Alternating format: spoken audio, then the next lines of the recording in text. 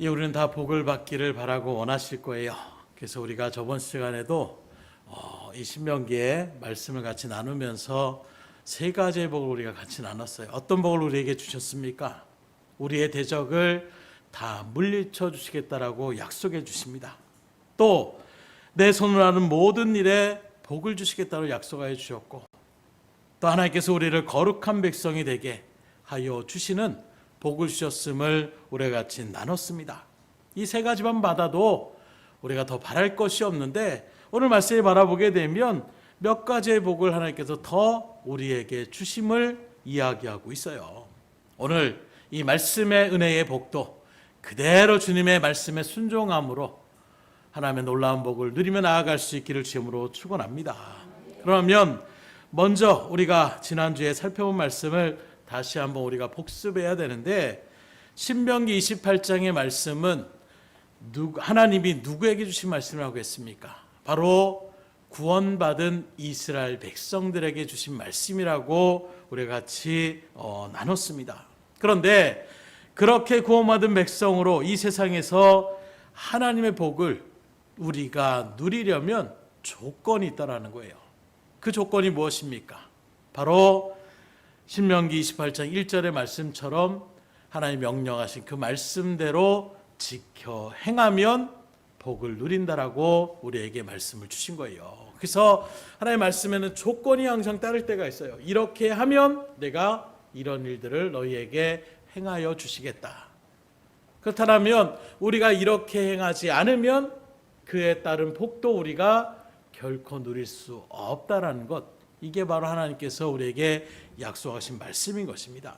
그런데 오늘 우리가 봉독한 13절 중간부터 14절까지 바라보게 되면 그 조건을 좀 다른 표현으로 우리에게 표현하고 있는데, 13절 중반에 오직부터 말씀을 보면, 오직 너는 내가 오늘 내게 명령하는 내 하나님 여호와의 명령을 듣고 지켜 행하며 내가 오늘 너희에게 명령하는 그 말씀을 떠나 좌로나 우로나 치우치지 아니하고 다른 신을 따라 섬기지 아니하면 이와 같으리라. 그래서 이 말씀을 바라보게 되면 지켜 행하는 하나님의 명령의 말씀을 지켜 행하는 이 일들을 조금 더 구체적으로 하나님의 명령의 말씀을 듣고 지켜 행하며 또 그 말씀을 떠나서, 그 명령의 말씀을 떠나서 좌로나 우로나 치우치지 않고 다른 신을 섬기지 않으면 이와 같으리라. 그래서 여기 이와 같으라는 것은 앞서 이야기했던 그 모든 복들을 주시겠다라고 이야기하고 있는 거예요. 다른 말로 얘기하면 하나님의 말씀을 잘 듣고 지켜 행하면 좌로나 우로나 치우치지 않고 결코 다른 신을 섬기며 나가는 잘못된 길에 서지 않게 된다는 것을 증거하고 있는 것입니다. 그렇다면 지난주에서 오늘 우리 믿음의 성도, 하나님께 부름받은 구원의 백성이 하나님의 은혜 가운데 누리는 복은 어떤 것이 있느냐? 첫 번째로 하나님이 주신 땅에서 번성하는 복을 주시겠다라고 우리에게 약속하여 주십니다. 11절의 말씀을 다시 보면, 여호와께서 내게 주리라고 내 조상들에게 맹세하신 땅에서 내게 복을 주사 내 몸의 소생과 가축의 새끼와 토지의 소산을 많게 하시며, 이 구절을 살펴보면 먼저 하나님께서 뭐라고 하느냐? 약속하신 그 땅에서 복을 누리겠다고 얘기하고 있어요. 지금 이스라엘 백성이 약속하신 땅이 어디입니까? 지금 이 시대 가운데 이스라엘 백성들이 거주하고 있는 그 가나안 땅을 얘기하고 있는 것입니다. 그렇다면 오늘 믿음의 성도된 우리들이 누릴 땅은 어디일까요? 오늘 이 말씀을 우리에게 어떻게 적용할 수가 있겠습니까? 과연 우리 믿음의 성도들에게 하나님께서 약속한 땅이 있습니까? 예, 물론 우리가 궁극적으로 바라는 저 영원한 하늘나라의 처소가 약속의 땅이라고 말씀할 수가 있을 것입니다. 그리고 또 하나 우리가 바라본다라면 하나님의 그 나라, 천국, 하늘나라, 이것만이 아니라 하나님께서 말씀하시는 은혜의 나라는 어떤 나라를 얘기하느냐? 하나님께서 통치하시는 나라를 얘기하고 있어요. 곧 하늘이 됐든 땅이 됐든 하나님께서 우리를 이끌어 가시고 인도하시는 그 자리가 바로 하나님의 나라라고 이야기하고 있는 것입니다. 그렇게 바라본다라면 오늘날 우리에게 주신 축복의 가장 은혜를 누릴 수 있는 그 지역이 어디냐? 바로 예배에 처소된 교회라고 얘기할 수가 있는 거예요. 왜냐하면 하나님 앞에 부름받은 믿음의 성도들이 하나님 말씀의 길을 기울이고 그 말씀에 화답하며 그 말씀을 믿음으로 결단하며 그 뜻대로 그래도 나아가게 되는, 세상에 일을 할 때는 세상의 어떤 일들을 위하여 우리가 나간다라면 적어도 우리가 교회에서 맡겨진 어떤 헌신과 봉사를 하며 또 선교를 하거나 전도를 하는 이 모든 행위들은 다 하나님과 연결되어 있는 거예요. 하나님의 말씀에 순종함으로 나아가는 것입니다. 그런 일들을 이뤄나가기에 세상에서도 물론 우리가 그런 하나님의 뜻대로 나아가는 말씀에 순종함의 발걸음이 있어야 되지만 그 모든 일들이 보다 용이하고 보다 우리가 일들 가운데 설 수 있는 자리가 바로 무엇이냐? 교회의 공동체라고 얘기할 수가 있는 거예요. 그래서 우리의 연약함을 아셔서 아무리 믿음이 강한 자리 가운데서도 주변에 믿지 않는 사람들 가운데 같이 있으면 세상 말로 까마귀 노는 것에 백령하면 어떻게 됩니까? 더러운 것이 묻을 수밖에 없는 거예요. 자꾸 거기에 무너질 수밖에 없는 것입니다. 그러기에 믿음의 성도들을 같이 굳건하게 세우셔서 하나님의 은혜를 나누고 교제하며 또 말씀 앞에서 아멘으로 하다보고 같이 기도하며 성령의 은혜를 바르며 나아가는 이 기간 가운데서 우리가 주의 일들을 온전히 감당할 수 있는 거예요. 그래서 교회에서 우리가 기도하며 부르짖으며 합심하여 주의 일들 가운데 나아갈 때에 우리에게 놀라운 성령의 충만함의 역사들을 체험케 하여 주시는 것입니다. 물론 교회에서만 그런 것은 아니에요. 가정에서도 할 수 있고 직장에서도 할 수 있고 길거리 가다가도 할 수 있습니다. 그러나 말씀드린 것처럼 보다 하나님의 일들 가운데 체계적으로 잡혀져 있는 교회인, 바로 주님의 피값으로 사신 이 교회 공동체가 바로 이 땅 가운데 이게 축복의 처소, 약속의 땅이라고 이야기할 수가 있는 것입니다. 그래서 우리가 공동체 안에 있는 교회에서 같이 말씀으로 우리가 분별하여 그 말씀을 붙잡고 한 마음을 품고 주의 뜻 가운데 나아가면 하나님 역사하시는 거예요. 세상에서 그 죄 가운데서 겨우겨우 이어가며 나가는 그런 일들 가운데서 역사하는 것보다 우리가 믿음의 사람들이 같이 모여서 간절함으로 기도할 때, 그래서 초대교회도 바라보세요. 나가서 여러 가지 일들 가운데 있을 때에 다시금 그들이 한 곳에 모여 하나님 앞에 기도하며 나갔더니 하나님의 성령의 충만을 부어주십니다. 그리고 그 힘을 갖고 다시 나아가서 복음을 증거하며 나가는 것, 이게 바로 초대교회의 역사였음을 우리에게 분명히 보여주고 있는데, 오늘 이 등대교회도, 등대교회 공동체도 그 가운데 있을 땐 여러분들을 통하여 같이 기도할 때 기도하시고, 예배 드릴 때 간절함으로 말씀을 받으시고, 또 주의 일들을 감당해 나갈 때에 같이 그 일들 가운데에 연합되어져서 주의 놀라운 은혜를 누리며 나아갈 수 있기를 주님으로 축복합니다. 딴 사람 하는 거고 나하고 상관이 없어. 이렇게 나가게 되면 그 은혜의 처소가 정말 하나님의 복을 누려야 될 자리가 명령대로 지켜 행하지 못함을 통하여 이러한 복을 우리가 누리지 못한다라면 이것만큼 안타까운 것이 어디 있겠어요. 군중 속의 고독이라고 모두가 다 기뻐하고 즐거워하는데 혼자만 마음이 아프고 혼자만 괴로워한다라면 얼마나 그 심령이 안타깝겠습니까? 하나님 앞에서 복을 누릴 수 있기를 주님으로 축원합니다. 그래서 말씀을 들을 때 같이 아멘으로 화답하시고 그 말씀 부여잡고 믿음으로 결단하시고 또 믿음의 동전을 위해서 같이 기도하고 나아갈 때에 바로 그 자리에 하나님의 놀라운 복이 임하게 되고 하나님의 통치가 우리를 이끌어 가실 때에 그곳이 바로 곧 약속의 땅 하늘나라가 될 수가 있는 것입니다. 두 번째로 여호와께서 내게 복을 주사 이렇게 말씀하고 있어요. 누누이 말씀드리지만 우리가 새해를 지났을 때에도 새해 복 많이 받으세요. 아무리 우리가 얘기한들 그 복을 갖다가 그대로 이어나갈 수 있는 힘과 능력이 우리에게 없어요. 다만 우리의 어떤 바람을 그렇게 이야기할 따름이지 그걸 이뤄내갈 수 있는 능력까지는 없습니다. 만약에 그런 능력이 있다면 저에게만한 그런 능력이 있다면 여러분들부터 다 그런 복의 일들 가운데 다 선포하며 나갈 거예요. 성경을 바라볼 때 그러면 복은 어디서부터 나오느냐?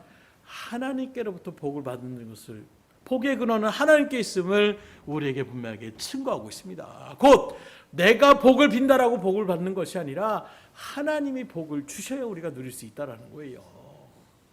그런데 오늘 하나님의 거룩한 백성된 여러분들에게 하나님께서 그 권세를 부여하여 주신 거예요. 영혼을 살릴 수 있는 믿음의 자름을, 믿음의 사명을 우리에게 부여하여 주신 것입니다. 그렇다면 하나님이 주시는 그 복은 구체적으로 어떤 것을 얘기합니까? 11절 하반절에 보니까 내 몸의 소생, 가축의 새끼, 그리고 토지의 소산을 많게 하신다. 한마디로 얘기하면 생육하고 번성케 하여 주신다는 거예요. 생각해 보십시오. 우리가 자식을 낳고 싶다고 낳고 안 낳고 싶다고는 안 낳을 수 있습니까? 뭐 나름대로 노력을 하고 그런 일들 가운데 있는데 그런 모습에서 어쩔 수 없이 자녀를 잉태하는 분들도 있고 자녀를 그렇게 갖고 싶어도 자녀가 잉태치 못하는 이런 모습을 우리가 바라볼 수가 있어요. 의학이 발달해서 여러 가지 방법을 또 하는데 그 방법을 쓴다고 한들 무조건 또 되는 것이 아니더라고요. 생명은 하나님이 허락하셔야 우리가 그 은혜를 누릴 수가 있는 것입니다. 그리고 사람만이 아니라 가축의 어떤 새끼들의 번성도 마찬가지고 토지소산도 하나님이 주관하시고 복을 주셔야 결실을 풍성히 누릴 수가 있어요. 이번에도 뭐 계속 과일값이 뭐 천정부지로 올라가서 뭐 금사가다 이렇게 얘기하는데 이유가 뭡니까?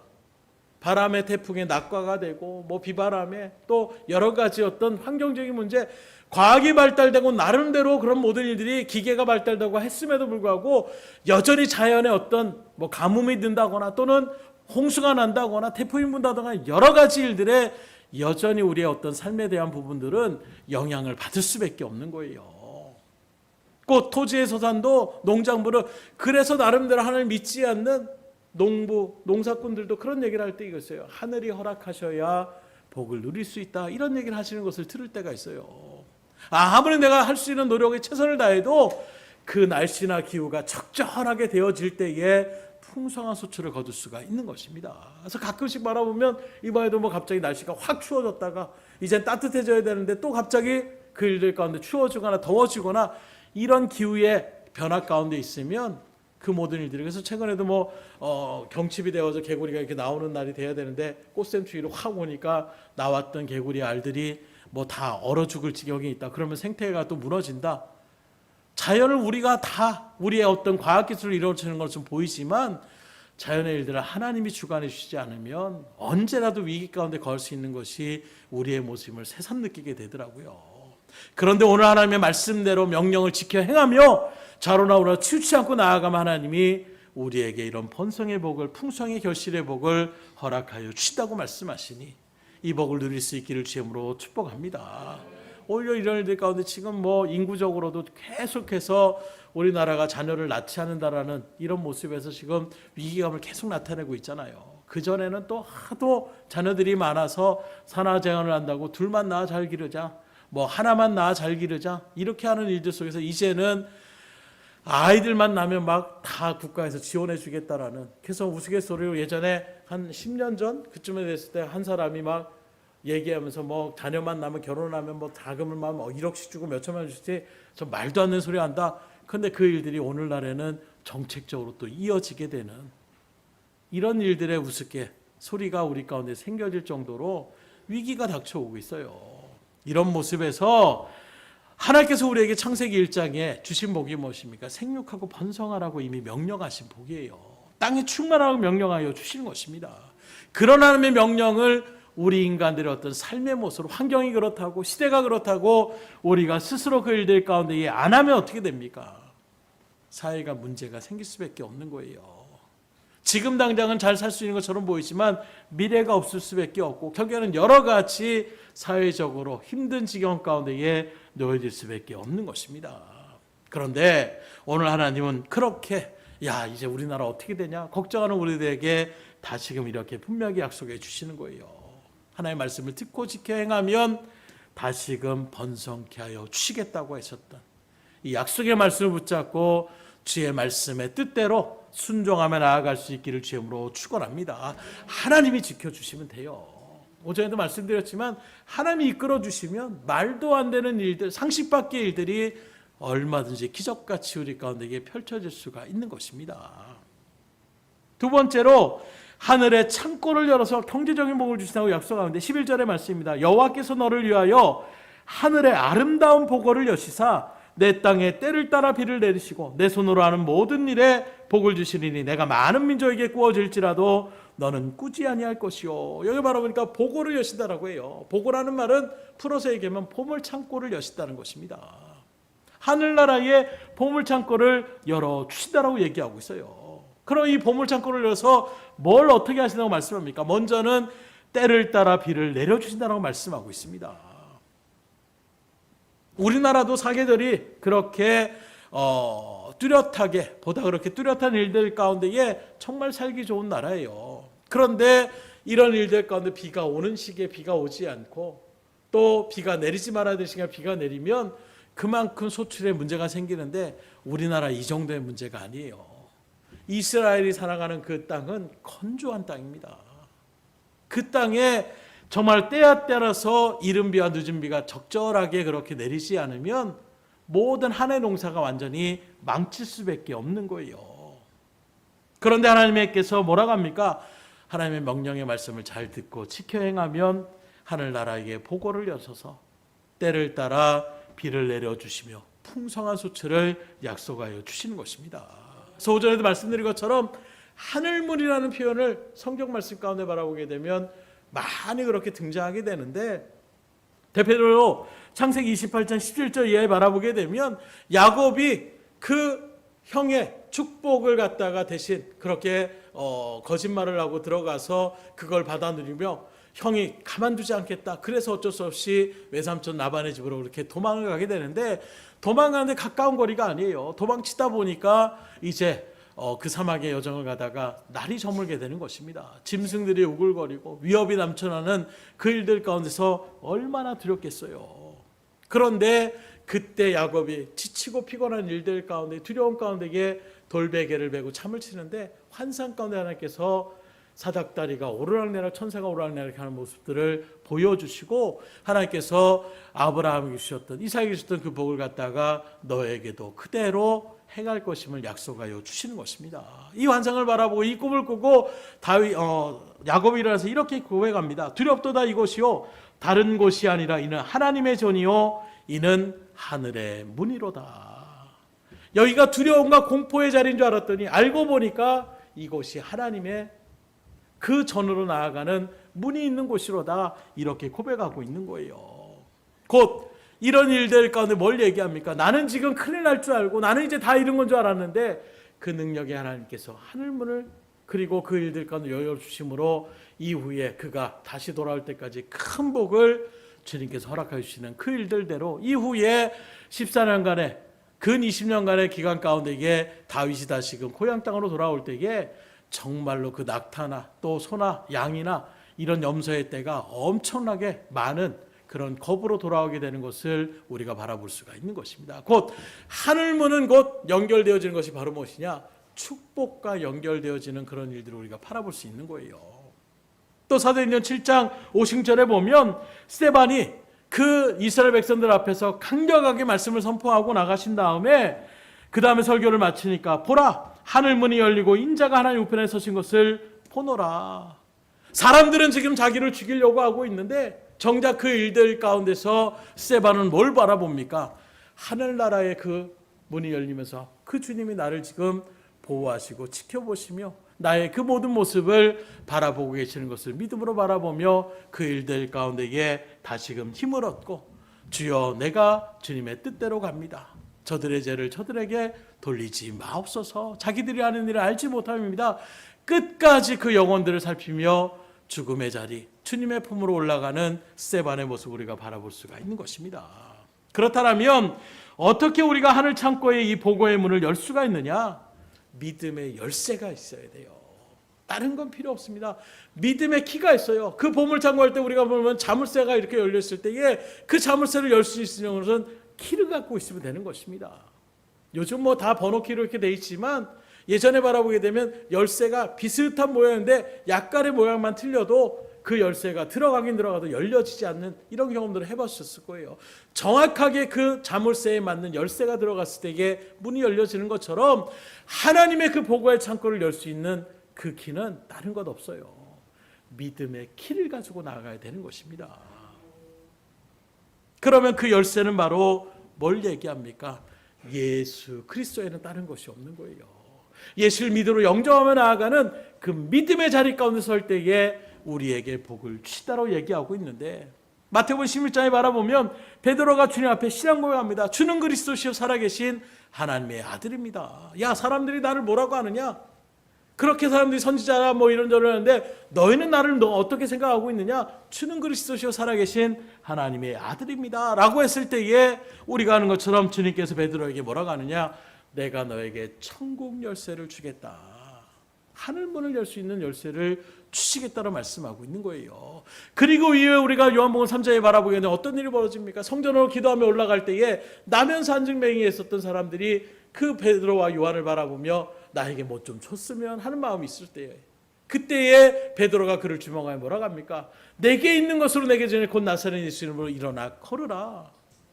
그 믿음의 열쇠로 열어버리니까 나면서 한증맹이었던 그 한증맹이가 힘을 얻고 다시금 서서 뛰며 하나님 앞에 영광을 들며 나갈 수 있는 이런 복과 은혜를 누리는 것을 우리가 바라볼 수 있는 것입니다.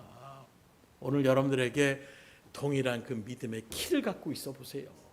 그 키를 돌려서 한번 열어보세요. 하늘문이 열려지는 순간 우리가 상상할 수 있는 놀라운 복과 은혜에 그 모든 것들을 체험하며 믿음의 자리 가운데에 굳건히 설 수 있기를 주님으로 축원합니다. 그래서 주님과 동행하는 삶을 사셔야 돼요.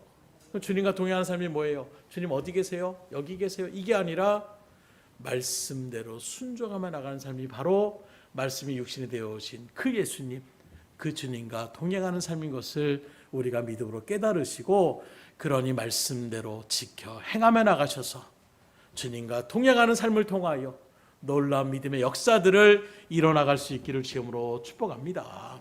두 번째로 내 손으로 하는 모든 일에 복을 주셔서 남에게 꾸는 빚진 자의 삶 가운데 서지 않도록 하나님 만들어 주신다는 거예요. 지금 여러분들은 어떤 일을 하고 계십니까? 개인적인 사업을 하시는 분도 계시고 직장을 다니시는 분들도 계시고 여러 가지 다양한 일들 가운데 있는데, 그 어떤 일을 하더라도 하나님께서 뭐라고 하시느냐? 여러분들이 하시는 그 손으로 하는 모든 일에 복을 주시겠다고 말씀하고 있는 거예요. 특별히 남에게 도움을 받고 사는 자의 자리 가운데 서는 것이 아니라 남을 도와주는 자리 가운데에 설 수 있게 하여 주신다는, 요즘 뭐 대출 받고 뭐 여러 가지 일 때문에 힘들어하는 사람들이 너무나도 많이 있어요. 이왕이면 우리가 꾸는 자가 아니라 꾸어주는 자의 복을 누릴 수 있기를 주님으로 축원합니다. 이러한 복을 누릴 수 있는 방법은 뭐라고요? 말씀대로 순종하셔야 돼요. 아무리 말씀은 아멘을 우리가 받아들이는데 정작 아이고 내가 그렇게 하면 내가 손해보는데 더 내가 빚쟁이가 될 수밖에 없는데, 말씀대로 우리가 살아가지 않으면 이런 놀라운 복을 누릴 수 없는 거예요. 그래서 저는 어제 그 느꼈던 말씀, 아니 집을 구입하려면 내가 돈을 갖다가 어떻게 됩니까? 돈을 갖다가 그 사람이 그 집을 팔려고 하면 얼마나 더 받아야 되는데, 오히려 돈을 갖다가 더 줘서 그 건물을 갖다가 처음에는 2억 6천인가 이렇게 내었던 것을 갖다가 스스로 이렇게 좀 낮추고, 그 낮추는 정도가 아니라 이제는 1,600만 원이나 주면서 그걸 갖다가 그렇게 구입하도록 하는 이런 일들의 역사는 상식적으로 있을 수가 없는 거예요. 누가 이렇게 놀라셔가지고 순종함으로 주님 앞에 나아가면 하나님이 이렇게 복을 주시는 것입니다. 다시 말하면 하늘복의 문을 여는 열쇠는 말씀에 대한 실천밖에 없어요. 순종하면 복을 누려요. 제가 사역하면서 가장 은혜를 누렸던 것이 순종하면 복 주시는구나. 지금 하나님 온전히 붙잡고 나가면 하나님 역사하시는구나. 중요한 것은 무엇이냐? 하나님은 동일해요. 그 능력도 동일하십니다. 그런데 오늘날 역사가 일어나지 않아. 오늘날 뭔가 체험이 없어. 하나님이 어디 가신 것이 아니라 내가 믿음으로 주의 뜻 가운데 서지 않는 것은 아닌가. 먼저 나를 살펴보시고 그것부터 바꿔보세요. 정말로 주님만을 붙잡고 나아가 보세요. 오늘날 이렇게 얘기해도 정말 공허한 메아리가 될 수밖에 없어요. 아유 목사님 그렇게 그냥 의지하면 안 돼요. 사업 다 접어야 됩니다. 일 다 그만둬야 됩니다. 우리의 완악한 마음이 아예 말씀을 들어올 때부터 길가처럼 단단해버려요. 오자마자 그냥 사단마귀가 와서 말씀을 다 먼저 가지고 갑니다. 돌짝밭이 돼서 뿌리를 못 내려요. 그래서 실천하는 데까지 나가지 않으니까 얼마 안에서 들을 때는 그럴 수도 있을까? 근데 금방 잊어버리는 거예요. 나와 상관이 없는 것입니다. 가시덤불과 같이 에이 그렇게 하다가 문제 생기면 어떡해, 그렇게 하다가 내 손해보면 어떡해, 이런저런 것 세상의 염려와 근심 가운데 있으니까 잘할 수가 없고 결국에는 열매 맺는 데까지 나아가지 못하는 거예요. 그냥 난 죽었습니다. 아이 망해도 상관없습니다. 아유 초가집만 있으면 됩니다. 주님만 있으면 그 모든 거 일어나는 상관이 없습니다. 그 믿음으로 온전하게 나아갈 때에 그때 그 밭에 성령의 놀라운 열매들이 30배, 60배, 100배의 결실을 맺을 수가 있는 거예요. 다시금 이 믿음의 자리 가운데에 소망을 품으시고 그대로 행하심으로 놀라운 역사와 은혜를 누릴 수 있기를 주님으로 축원합니다. 오늘 말씀에도 바라보세요. 28장의 말씀을 앞서 우리가 지금 14절까지 바라보고 있는데 그 뒤로 쭉 바라보세요. 전체가 68절까지 있습니다. 굉장히 긴 장이에요. 그런데 이 일들 가운데에 흔히 우리가 축복의 장이라고 하는 이 28장의 말씀 1절로 14절까지가 축복의 어떤 말씀들을 이야기하고 있고 나머지 15절부터 68절까지는 저주에 대한 관한 내용을 길게 그렇게 기록하고 있음을 바라볼 수 있습니다. 왜 이렇게 했을까? 많은 시간짜리 고민하고 또 말씀 묵상하면서 아니 축복의 말씀은 14절밖에 되지 않고 그거의 몇 배가 되는 15절부터 68절까지 말씀은 다 저주에 관한 내용들을 그렇게 자세하게 얘기하고 있을까? 저주의 자리에 서지 않게 하기 위해서 우리들이 말씀대로 순종하는 그런 자리에 서는 것을 원하는데 우리의 죄성을 아는 우리의 하나님께서는 우리가 아유 그런다고 뭐 복 안 받으면 그만이지 완악한 마음 가운데서 아유 복 필요 없어 이렇게 얘기하며 오히려 그 일들 가운데 어그러지면 그 다음에 나가는 저주의 자리가 있다는 것을 우리에게 경계하셔서 복을 받기 원하시는 하나님의 그런 마음들을 우리가 바라볼 수가 있는 거예요. 그래서 더 조목조목 이야기합니다. 그렇다면 우리가 듣고 지켜 행해야 될 것을 구체적으로 뭐가 있을까? 성경의 말씀들, 신명기의 전체적인 말씀들을 바라보면 첫째가 바로 주일 성수예요. 예배자를 지켜나가는 것입니다. 십계명을 바라보게 되면 하지 말라라고 많은 말씀들이 10가지 계명 중에 8가지가 있고 2가지만 그 일들 가운데 하라는 명령을 하고 있어요. 그 첫 번째가 바로 무엇이냐? 제4계명으로 안식일의 계명, 안식일을 거룩하게 지키라. 우상을 만들지 말라, 다른 신에게 절하지 말라, 도둑질하지 말라, 다 하지 말라. 이런 일들 가운데 있는데 그 일들 속에서 하라라고 명령하신 말씀이 그 첫 번째가 사계명의 안식일을 거룩하게 지키라고 말씀하고 있어요. 그렇기 때문에 오늘 저 여러분들의 그 안식일, 오늘날에 우리는 주일로 지키고 있는 것입니다. 이 주일만큼은 정말로 하나님의 은혜 가운데 우리가 믿음으로 나아가는, 그래서 여러 가지 우리가 믿음의 성도된 모습들을 나타내고 있지만 가장 우리의 성도됨을 드러나는 자리가 바로 무엇이냐? 하나님 앞에 예배의 자리 가운데 모이는 거예요. 이것이 바로 하나님의 뜻 가운데서 우리가 주님의 일 가운데 서는 믿음의 모습이라고 얘기할 수가 있는 것입니다. 두 번째는 어떤 계명이 하라라고 말씀하고 있습니까? 내 부모를 공경하라. 그리하면 내가 땅에서 창수하리라 말씀하고 있어요. 이 말씀도 예수님께서 이 땅에 오시면서 말씀하십니다. 왜 이렇게 부모를 공경하라고 하느냐? 보이는 부모님, 육신의 부모도 공경하지 못하면서 어찌 보이지 않는 하나님을 내가 섬긴다라고 이야기할 수가 있느냐? 그러니까 내가 하나님은 내가 섬깁니다. 육신의 부모님은 내가 별로 그렇게 생각하지 않습니다. 하나님께서 있을 수 없다라는 거예요. 보이는 육신의 부모님, 정말 나에게 모든 것을, 우리 김사님 얘기하잖아요. 처음에 저번에 학교만 가면 대학에 등록금이고 이거 뭐 필요한 것들을 다 대주는 부모가 있다라는 것은 바로 그걸 얘기하고 있는 것입니다. 그런 육신의 부모가 있는 일들 가운데서도 우리가 부모에게 감사하며 나가는, 아 부모님이 이랬었지 하는 마음으로 우리가 나가는 그 일들 속에 보이지 않는 하나님이 여러분들을 위해서 독생자를 주셨습니다. 십자가에 내어주셨습니다. 구원해 주셨습니다. 이게 육신의 부모님의 감사함도 제대로 내가 새기지 못하는데 하나님의 구원이, 감사가 우리 가운데 새겨지겠어요? 새겨질 수 없다라는 거예요. 하나님의 판단은 그럴 수 없다라는 것입니다. 그러기에 먼저 육신의 부모를 온전하게 섬기며 나갈 수 있기를 주님으로 축원합니다. 왜요? 하나님을 더 온전하게 섬길 수 있기 때문에. 그리고 세 번째가 11조 생활이에요. 11조는 바로 주님이 나의 주권자가 되십니다. 이걸 인정하는 자리가 바로 11조라고 얘기하고 있는 것입니다. 그래서 우리 11조 하면 10분의 1 드리는 것 이렇게 생각하지만 본래 11조의 의의를 바라보게 되면 10의 10이 다 하나님께로부터 왔다는 것을 인정하는 거예요. 이게 바로 11조의 정신인 것입니다. 나의 모든 것이 내 것이 아니라 하나님께로부터 온 것입니다. 이걸 인정하는 일들 속에서 하나님 감사합니다라는 마음으로 주님 앞에 드리는 것이 바로 10분의 1을 주님 앞에 드리는 거예요. 그런데 아직도 이것 때문에, 이 11조를 드리는 것 때문에 힘들어하고 갈등을 일으키는 그런 일들 가운데 서고 있다면 왜 그렇겠습니까? 하나님이 주신 것이 아니라 내 것이라는 마음이 더 강할 때에 갈등이 생기는 거예요.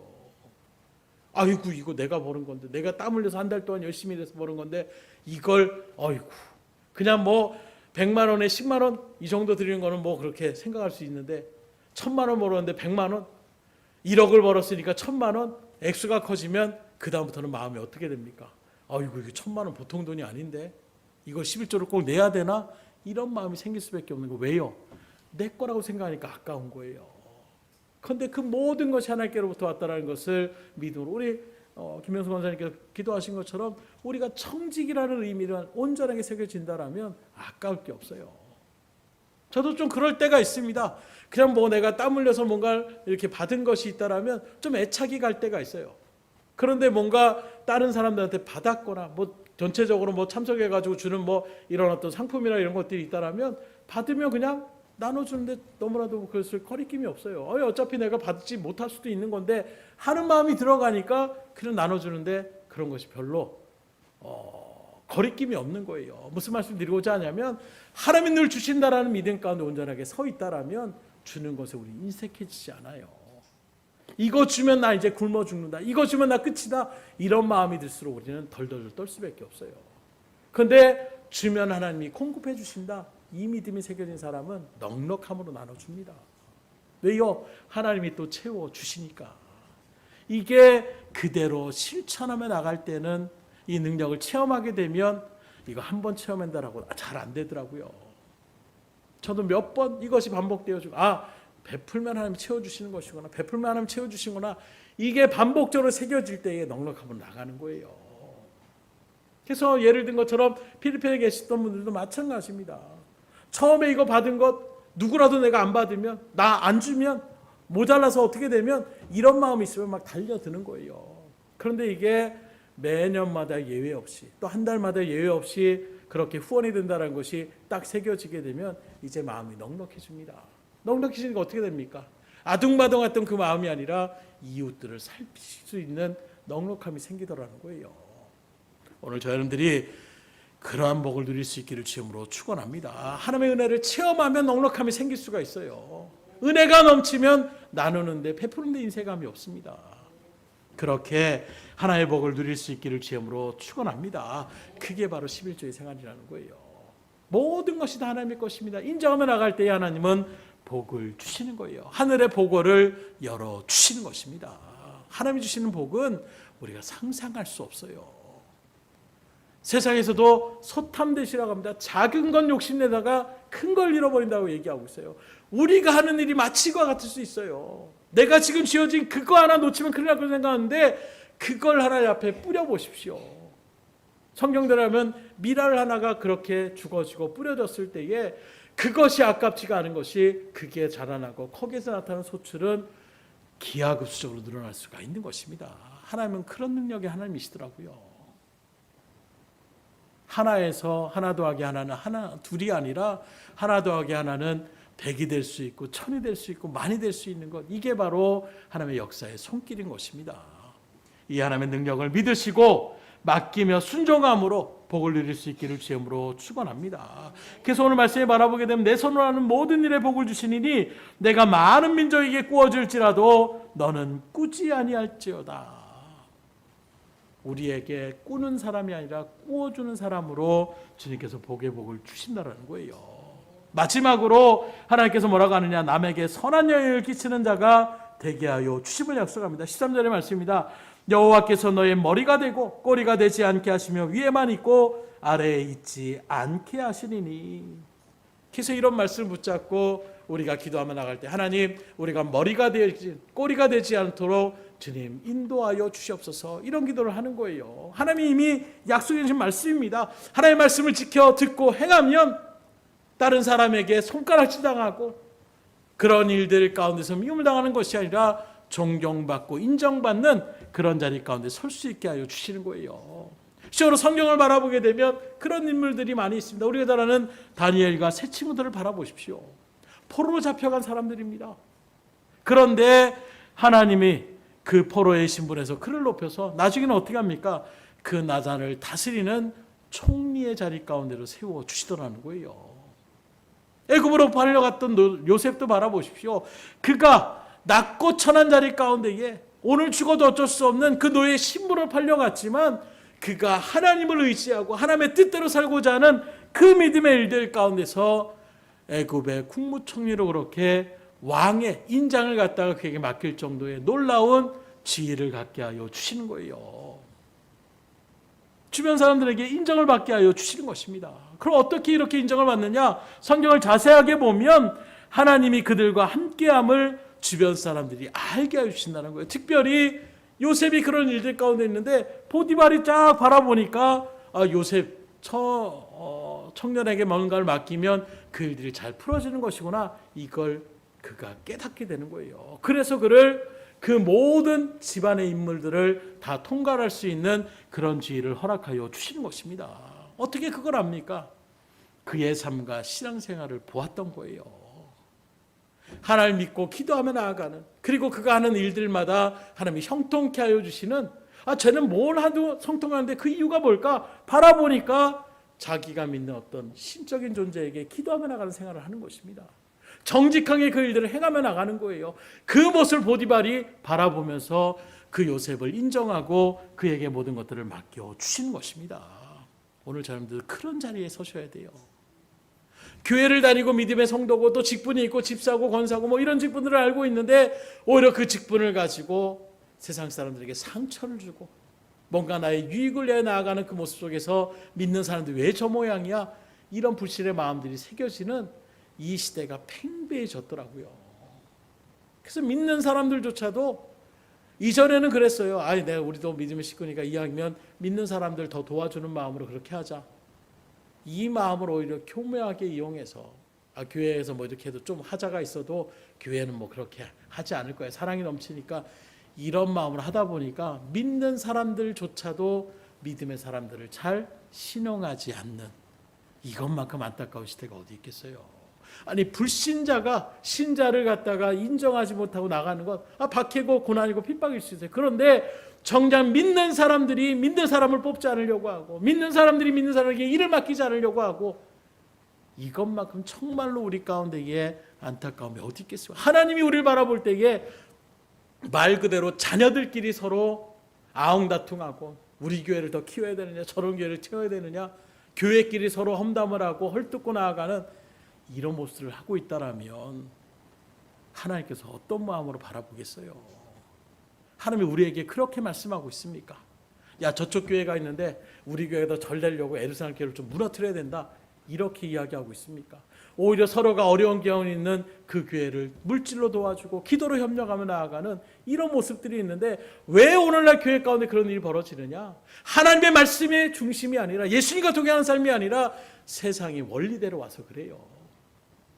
세상에 어떤 슈퍼마켓이 잘 되면 그 옆에 똑같은 동종의 어떤 그런 마켓이 생기면 어떻게 됩니까? 가격 경쟁을 하다 보면 둘 다 망할 때도 있고 뭐 이런 일들의 모습. 그런데 교회도 똑같은 원리인 거예요. 우리 교회가 붕대고 있는데 저 교회가 또 세워져서 거기에 성도들이 많이 가면 우리 교회가 점점 줄어들고, 이런 세상적인 어떤 일들 가운데서 세상의 기업들이라는 세상 사람들의 원리를 가지고 그게 목회 현장 가운데서 또 교회 현장 가운데 그런 일들이 벌어지니까 멀리 떨어진 제3자의 불신자를 바라보더라도 참 뭐하는 짓이냐. 가끔 세상에 어떤 가게끼리도 서로 가격전을 해서 제살 깎기도 해서 서로 망하게 되는 이런 모습을 볼 때 제3자 입장에서 참 미련하다. 서로 좀 양보하면 될 거, 이렇게 바라보는 것처럼 교회가 그런 모습을 갖다가 세상에 믿지 않는 사람들이 비춰보니 어떤 마음이겠어요? 오늘날 그렇게 잘못된 모습들이 우리 가운데 펼쳐져서 다니엘처럼 요셉처럼 정말 어떤 자리에 있어도 하나님과 동행하는 사람, 어떤 자리에 있어도 하나님의 빛을 발하는 사람, 어떤 자리에 있어도 굴복하지 않고 세상의 어떤 위협에도 굴하지 않고 하나님의 뜻대로 정직하며 성실함으로, 그래서 내가 죽는 한이 있더라도 나는 주님을 위해 죽겠습니다 하는 그 신앙의 절개를 지켜나가는 이런 신앙의 모습들이 잊혀진 지가 오래지 않은가. 조금이라도 손해보면 큰일 날 것처럼 바둥바둥하지 마시고 넉넉함으로 양보해 주세요. 내가 믿는 사람으로서 그 사람이 알지 못하더라도 이 사람들이 막 나눠주고 저 사람 왜 손해보는데 저렇게 할까? 그러고 있는데 교회 다니는 사람이구나. 이렇게 해서 여러분들이 그렇게 빛을 발해야 되는데 오히려 막 누구보다도 막 이득을 챙기려고 하고 그러는데 교회 다니는 사람이었어. 아이고, 이런 마음으로 우리가 오히려 반대로 나간다면 어떻게 되겠어요? 그러니 어떤 자리에 있든지 하나님 앞에도 인정받고 주변 사람들에게도 인정받는 자가 될 수 있기를 주님으로 축원합니다. 어떻게 할 때요? 말씀대로 행하며 나갈 때 인정받는 거예요. 내 욕심대로 행하는데 인정 못 받습니다. 내 유익을 취하며 나가는데 인정 못 받아요. 하나님의 말씀의 뜻대로 나아갈 때 인정받게 하시고 하나님께서 그 삶을 책임져 주시다라 말씀하고 있는 것입니다. 말씀을 드립니다. 하나님의 축복의 조건은 무엇입니까? 일단은 먼저 말씀을 잘 들으셔야 돼요. 그리고 그 말씀을 잘 지켜 행하시는 것, 이게 복을 받는 조건인 것입니다. 근데 여기서 주의할 것이 있어요. 그 바로 무엇이냐? 말씀을 받았음에도 불구하고 자로나 불어나 치우치면 안 된다는 거예요. 이단과 사이비들이 마치 그와 같은 존재들입니다. 치우쳤어요. 자기의 이익을 위해서 또는 말씀을 어그러뜨리며 나아가는 이런 일들 가운데 서다 보니까 내 귀에 걸리는 것만 받아들이게 되면 그러면 치우치게 되는 거예요. 자로나 치우치지 말고 온전하게 하나님의 뜻 가운데 서셔야지. 그렇지 않으면 우상숭배에 빠지는 거예요. 세상에 탐심의 마음을 뺏기는 것입니다. 그러다 보면 점쟁이가 되는 거예요. 하나님 받은 능력을 가지고 오히려 사람들 미래를 점치고 뭘 하라고 이런 일들 가운데 선다라면 어떻게 되겠습니까? 우리 하나님은 믿음의 성도들이 잘못함으로 저주의 자리에 서기를 바라시는 분이 결코 아닙니다. 그럼에도 불구하고 28장에 축복과 저주는 종이 한 장 차이예요. 아니, 어쩌면 몇 글자 차이밖에 없습니다. 그게 바로 무엇입니까? 하나님의 말씀을 듣고 지켜 순종하느냐 아니면 불순종하느냐, 이 차이로 극명한 차이가 나타날 수밖에 없는 거예요. 이제 말씀을 들은 여러분들에게 선택권이 있습니다. 하나님께서는 축복의 자는 이거야, 저주의 자는 이거다. 이렇게 하면 저주받고 내 말을 듣고 지켜 행하고 자로나로 치우치지 않고 온전하게 서면 내가 너에게 복을 주겠다. 네가 하는 일들마다 복을 더하여 줄 것이고 자자손손이 풍성한 결실을 맺게 하여 주실 것이고 그 모든 일에게 사람들에게 인정받을 수 있는 이런 이치 가운데 세워주실 것이다. 선택은 이제 여러분들이 하시는 거예요. 그래도 나는 뭐 저주받아도 괜찮으니까 제발 이런 자리에 서지 마시고 하나님의 말씀 들은 대로 순종하여 하나님의 영광을 돌리시고 이러한 놀라운 복들을 충만히 누리고 충만히 주변 사람들에게 증거되고 확증되어지고 보여지고 나타내어져서 한 영혼 한 영혼들을 주의 복된 자리 가운데 이끌어갈 수 있는 여러분들이 될 수 있기를 주님으로 축원합니다. 우리 옆 사람한테 선포하겠습니다. 순종함으로 복을 누리시기 원합니다. 제발 좀 복을 누리시길 원합니다. 올 한 해 정말로 큰 복을 다 누리셔서 정말 말씀대로 순종했더니 복 주셨습니다. 저도 하나님 말씀에 순종했더니 복 주셨습니다. 이런 보고들이 우리 등대교회에 가득 넘칠 수 있기를 주님으로 축원합니다. 기도하겠습니다. 하나님 감사합니다. 오늘도 우리에게 주시는 하나님의 놀라운 복을 같이 이 시간 상고케 하여 주신 하나님, 우리는 복을 받기를 그렇게 바라고 원하지만 정작 그 복을 받는 조건대로 행하지 못함으로 지금까지 복을 차버리고 있었다라면 오늘 말씀을 통하여 주의 말씀을 듣고 지켜 행하면 하나님께서 이런 놀라운 복들을 우리에게 허락하여 주신다라고 약속하여 주셨사오니, 사람의 약속은 상황에 따라서 그 사람에 따라서 여러 가지로 그것이 지켜지지 않을 수도 있지만 신실하신 하나님의 약속의 말씀은 반드시 그대로 행할 때에 하나님께서 그 일들을 책임져 주신다라는 것을 또한 우리가 알고 있기에 오늘 이 말씀 그대로 지켜 행하여 특별히 하나님의 말씀대로 안식일을 거룩하게 지키는 그 명령으로 주일 가운데에 세상과 못하지 않고 오늘도 이렇게 예배의 자리 가운데 주의 말씀을 듣고 마음 가운데 새기며 그 일들대로 순종하며 나가기를 소망하는 그 발걸음에 복을 더하여 주시옵소서. 10의 10분의 1을 다 주님께서 왔다는 것을 믿음으로 인정하며 하나님 앞에 드리기를 조금이라도 우리의 마음 가운데에 맞닥뜨리지 않는 것이 아니라 자원하는 심령으로 기쁨과 감사함으로 주님 앞에 드린 손길마다 복의 복을 더하여 주시옵소서. 그러므로 주께서 허락하여 주시는 이 놀라운 복 가운데들을 우리가 충만히 받아들일 수 있도록 인도하여 주셔서 하나님의 뜻을 이뤄나가는 우리의 이 믿음의 발걸음, 이 능력의 일들, 이 놀라운 역사의 일들을 우리가 환히 드러내요. 올 한 해 정말로 많은 영혼들을 구원해 복된 자리 가운데 우리만 누리는 복이 아니라 그 영혼들에게도 복을 누리기를 소망합니다. 아버지 하나님, 그 마당에 우리가 먼저 복을 체험해야 될 줄 믿습니다. 내가 복을 먼저 누려야 될 줄 믿습니다. 그 믿음의 확신 가운데 서서 이 복을 전하며 나가기에 부족함이 없는 우리 등대교회 모든 믿음의 권속들이 될 수 있도록 역사하여 주시옵소서. 모든 것을 주님 앞에 의탁드리오며 예수의 손 받들어 기도드렸사옵나이다. 아멘.